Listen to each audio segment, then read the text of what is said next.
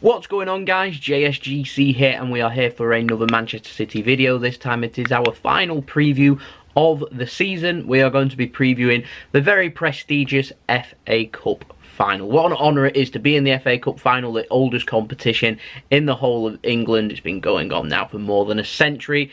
Absolutely brilliant. It's a prestigious prize for us to go and win. It's a prestigious prize for Watford to go and win, and so we're both going to lock horns here and battle it out. First things first, though, we want to avoid the 2013 scenario where we lost the FA Cup final against the underdogs in Wigan Athletic. I think the less said about that, the better. This time I'm hoping the players will be much more motivated. We've already done a double this season, looking for a treble. However, Watford are looking for their first ever FA Cup. For Watford, 1984 they have to go back to for the last time that they reached the FA Cup final. They lost that game, and like I said, they have never won the FA Cup, and so this is going to be their first ever major cup should they win this match, so their first ever major trophy. And so a lot on the line here for Watford, I would say, and a huge occasion. There's not long far for the fans to travel either, or particularly those based in Watford and London anyway, and so it's going to be a grand day out for them all, and so it should make for a very entertaining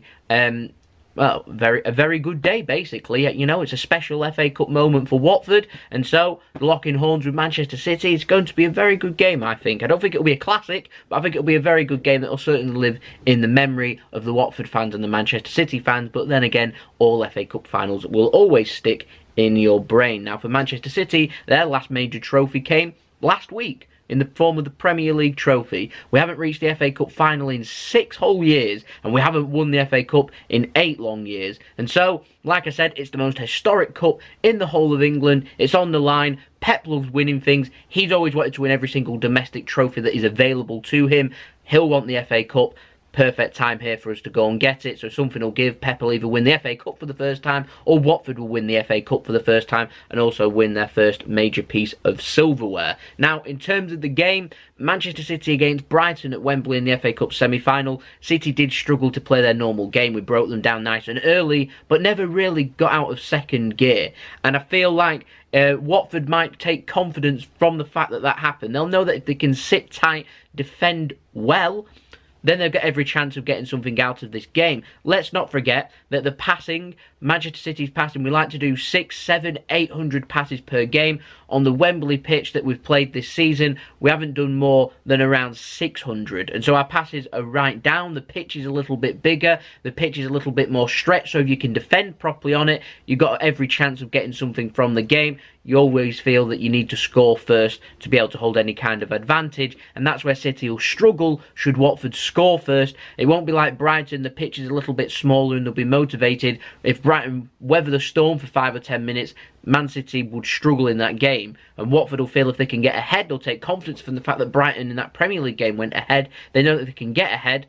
They know then they've got something to work with, and City know that they don't necessarily have to win this game. And by that I don't mean lifting the trophy, I mean by 90 minutes City could still be level, and then they can go into extra time. They've always got the lottery of the penalties to rely on, whereas for the last 14 Premier League games, we've always been relying in the 90 minutes that we need that goal, we need that win, and it's a different kind of pressure. And so, in many ways, there's less pressure on this game than them Premier League games. We know here that there's 90 minutes, there's an extra 30 minutes should we need them, and then there's penalties to go at too. And so, for that matter, I think that both sides will be hold back just a little bit, suss each other out. Like I said, I don't think it'll be a classic game, but it'll be a game that will be remembered for it being the FA Cup final for both sets of fans and players.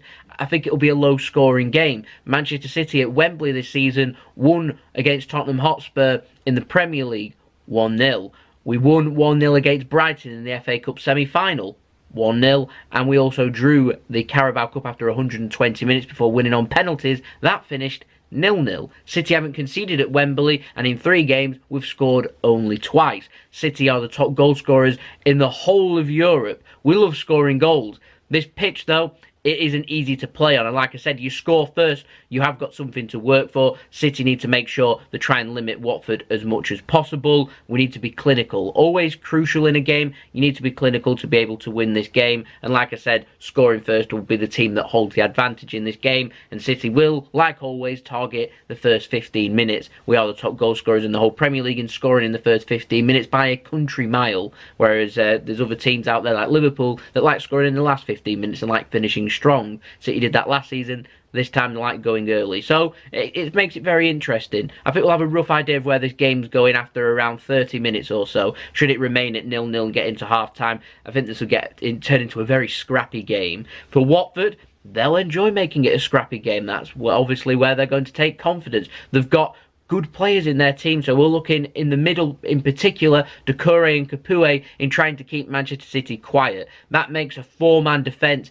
into a 6-man defence. They're going to have to sit deep, they're going to have to be aggressive, and most of all, they're going to have to work the ball very quickly if they want in the midfield to be able to dominate Manchester City's. They've got the power, you need the pace to be able to do that. That's where other players come into it. That's where you're looking at other players like Deulofeu up front. He's got the magic, he's got the skill in him to be able to unlock Manchester City's defence. We saw it in being influential in the FA Cup semi-final against Wolves. He was the man after being 2-0 down, comes on, gets the goal, changes the complex of the game, the momentum turns, Watford grab the goals that they need and end up winning the game. So it should make for a very entertaining game. I'd be surprised if Watford try and repeat them tactics. I would have every praise in the world if they did that. If it paid off, that would be genius.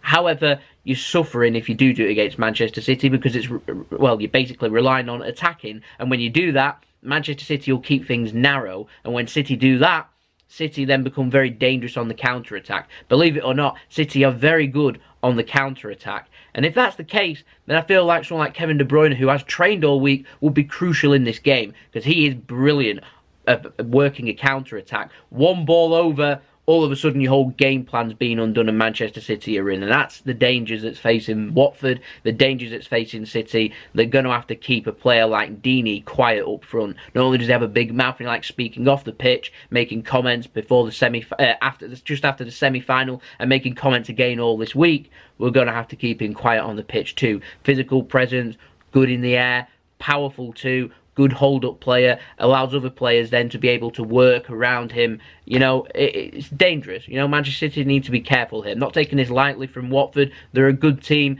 Not really hit some form towards the latter parts of the Premier League season, but they was well up there with Everton, Leicester and Wolves, and that's their quality in my opinion. And you saw how difficult it was for City at the Etihad against Leicester. You saw how much hard work it was at the Molineux for City to get that draw against Wolves. It's a difficult game. We faced Watford. It was a difficult game in the cold December evening, if I remember rightly, in midweek. I think it finished 2-0. Again, hard to break down. Manchester City need to be careful here. Other players that we're looking at, people have been saying that it's going to be Gomez, so Aurelio Gomez in net. Others have been saying it's Foster. I'm not too sure which one they're going to go for. In the Premier League they went with Foster, so I'm not too sure if it's going to be him or Gomez. We'll have to wait and see. Holebas has had his red card rescinded after he's devastated after being sent off in the last match so in the Premier League, obviously, so it's been rescinded so he can play in this game. And we're also looking at Will Hughes too in the middle, very good passer of the football, and you won't be able to miss him with his bright blonde hair.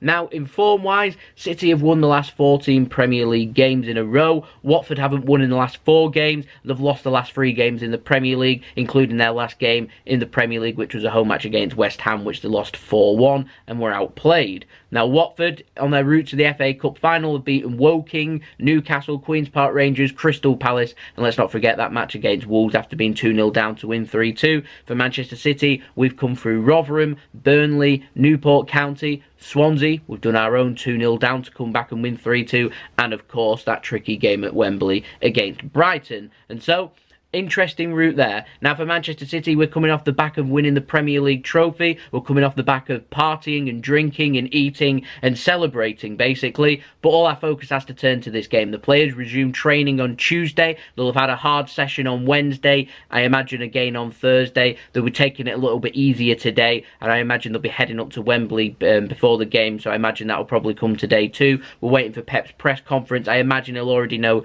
who's fit, who isn't. And in my opinion, it's pretty self-explanatory looking at the training pictures as to who's probably going to be featuring in this game and who probably will not. So, very interesting. So, in terms of team news, no Benjamin Mendy at all. He's out for the season. The last game of the season for us. He's out of this game. Touch and go whether we'll see Fernandinho. He has been training, but he has got strapping around his knee. Whether he starts in this game, it'll be very dangerous, considering Fernandinho hasn't played in weeks. And we've got Gundogan, who's at great form, who's been playing week in, week out. I imagine it'd be a safer option going with Gundogan. He's done absolutely nothing wrong, and to be honest, he offers something Fernandinho cannot, which is, I always feel like he's got a good pass to him, Gundogan, and he's a little bit more of an attacking player with attacking intent to score goals, whereas Fernandinho's much more sound defensively. So if we're facing an attacking team, so if this was Liverpool, then I'd probably be calling for Fernandinho to be starting and maybe Gundogan further up and De Bruyne to be rested because he's not played a lot of minutes. But in terms of this game, I'm expecting Watford maybe to be a little bit more holding back, sitting back just a little bit more and just being a little bit more conservative than what more attacking teams would. And so for that reason, I'd probably go for more attacking intent, and that would include Gundogan in defensive midfield over Fernandinho, just purely because of the games that's been played. If Fernandinho had played loads of games, I'd obviously go with him. He's a good attacking player, no problem if he does start. It's just I feel like he offers a lot more defensively. Offensively, though, I feel like Gundogan offers a little bit more. Kevin De Bruyne has trained all week. Would not surprise me one bit if he does start. It's a touch and go whether we're going to see him, David Silva starting, and we're going to see Phil Foden maybe featuring in this game. I do not know. Are we going to see Raheem Sterling or Bernardo Silva possibly go into the centre? Might we even see Mahrez going into the centre? I don't know. Bravo's training too. Will we finally see Bravo on the bench or not? I am not too sure, and the only other player I'm not too sure about is Fabian Delph. But considering City are near enough at full strength, I wouldn't have thought we'd be seeing Fabian Delph. Now, in terms of the team,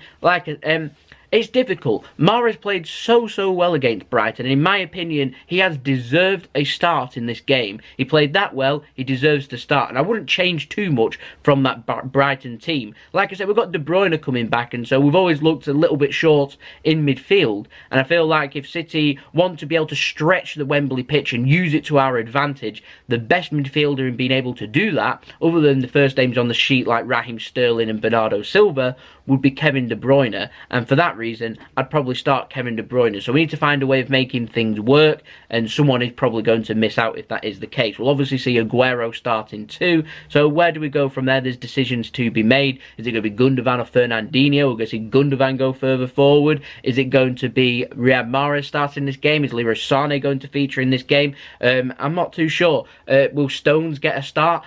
Probably not. I'll probably see Stones and Otamendi on the bench. We might see them come and feature. Will we see Danilo feature coming off the bench? I'm not too sure. Let's not forget, this could be the last chance to see a couple of these Man City players ever in a Manchester City shirt. So I'm on about players like Danilo, like Otamendi, possibly even Ilkay Gundogan. I'm not too sure. So I'm going to pop up my team prediction. These are just my thoughts, so I'd love to know your thoughts of this in the comments below, and also your team and score prediction for this game. So I've gone for Edison in goal. I feel like the defence is self-explanatory. It's our strongest defence that we've been playing now for the last few weeks. Walker, Zinchenko, Company, Aymeric Laporte. As simple as that. That, to me, is the strongest defence we can go. We've got to go with Captain Company. He's been absolutely fantastic. And he loves big games, and he loves finals, and he loves lifting trophies. I'd go with Vincent Kompany. It's pretty sound defence, in my opinion. Now, I've gone for Gundogan over Fernandinho. I've gone for De Bruyne because he's brilliant at utilising the big pitch. And I've gone for Raheem Sterling to sit ahead of him. That'll allow Bernardo Silva to go out on the right and Riyad Mahrez, who I've gone for, on the left. At any one point in the game, you could see Bernardo Silva go into the centre, Raheem Sterling go on to the right, or possibly Raheem Sterling go over here, and then Mahrez going over here like that. We could even see Mahrez drifting into the middle, Sterling over here, and also then Bernardo Silva over on this side. We might even see Bernardo Silva going out on the left. It's very versatile, it keeps things unpredictable, and it makes sure it tests every bit of Watford's defence. And like I said, we need to make changes and get players in, then so be it. Let's not forget Gabriel Jesus did start in the match against Brighton and was the goal scorer and winner for the FA Cup semi-final. And so he is another good option, in my opinion, that I'd use off the bench. Gone for Aguero up front, Man City's top goal scorer this season. Big game. Aguero loves scoring big goals in big games. Sergio Aguero is my pick. Obviously got the equaliser against Brighton. And let's not forget his most magical moment, the 93-20 minute in the Premier League back in 2012. Very interesting. Score predictions so difficult. Like I said, I think this is going to be narrow. It wouldn't surprise me at all if this went to extra time. I've gone for 1-0 to Manchester City. Like I said, I'm going to go for Man City to see it out and make this nice and narrow. Now, in terms of the game, 5 PM kickoff British summertime, we're looking at last game of the season for Watford, last game of the season for Manchester City. I'm hoping the sun's going to be out and shining nice and warm down in the capital. 90,000 fans in a sold-out Wembley Stadium for an FA Cup final. In my opinion, it doesn't get much bigger or better than that. The treble, the domestic treble, is on the line. Domestic quadruple if you want to include the Community Shield like some people do. Everything to play for, something's got to give. It's either going to be a huge success for Manchester City or a huge success to Watford. I hope all the Watford fans, anyone Watford fans that are watching this, if they're heading to Wembley, go and have a superb day. If not, go and enjoy it wherever you are watching the game from around the world. And also to the Manchester City fans, anyone travelling down to Wembley, go and enjoy your day. If anyone's watching it at home or wherever they are in the world, then go and enjoy the game too. Last game of the season, plenty of beers about. It'll be fantastic. Let's all enjoy this game. One last push. It is live on terrestrial television on BBC. If you've got BT Sport, it's also available on there, whichever commentary you prefer. If you're watching it on television, like I said, if you're going down to Wembley, I hope you all have a cracking day. So there we go. It's been the last preview of the season. We'll have the analysis up after the game tomorrow. Fingers crossed it's another trophy to our collection and we can come out smelling of roses, and then we can hit on into the summer with the upcoming possible transfer ban, Champions League ban, and also transfer news. So plenty to look forward to. So I'll see you tomorrow for the next video. So it's been JSGC. I hope you'll have a wonderful rest of your day. Sorry the video's so long. If you're interested, make sure you subscribe, press the bell, put your push notifications on. If you want to go check out my social media links in description below, popping up on screen. If you want to go and search for me and follow me on there, that'd be much appreciated. And I'll see you all again tomorrow. Peace. Ciao for now.